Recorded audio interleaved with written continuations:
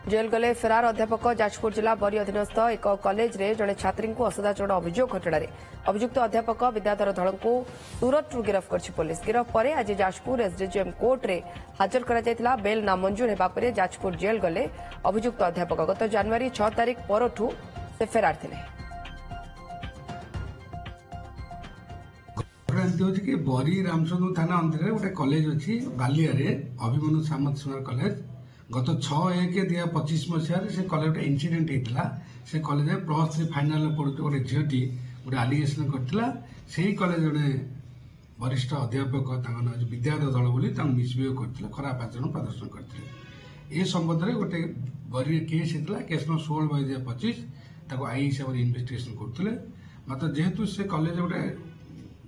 झीटी allegation करता गोटे lecture विरुद्ध में अन्य स्टाफ विरुद्ध में तेणु ये गोटे घटना से हाईली सेंसिटिव थिला आम से केस संपुक्त अलग आक्यूज अरेस्ट होते फरवर्ड होते आ मात्र प्रिंसिपल आक्यूज से घटना दिन ठार आब्सकंड कर से आम गोटे स्पेशल टीम एसपी तत्वावधान गठन कर राज्य और राज्य बाहर से आसामी धरिया उद्यम जारी रही गत 3 दिन तले आम गोटे स्पेशल टीम गुजरात सूरत मुख्य आसामी गिरफ्त करते।